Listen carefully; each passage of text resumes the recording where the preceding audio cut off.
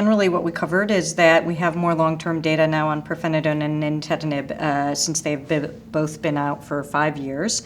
We've seen that generally the effects of these medications hold. That with nintedanib in pooled analyses, we see that there appears to be a reduced rate of acute exacerbations, which is a meaningful endpoint. It wasn't met in the primary studies, but it was met in pooled analyses, so this is a very relevant finding. We see with pirfenidone that in pooled analyses, we see a mortality benefit as well.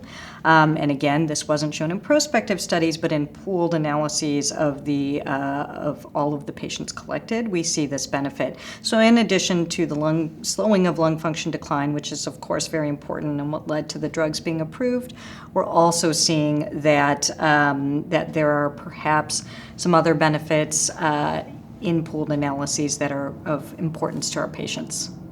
So the clinical implications, I would say, of all that is that we sometimes debate whether to start patients on antifibrotic therapy. And I think the point Dr. Streck made during her talk, which I would agree with, is that we have good data to suggest that patients with milder disease, with FVCs that may even be technically considered in normal range, still decline over time, and they also have a benefit from being on antifibrotic therapy in reference to slowing their lung function.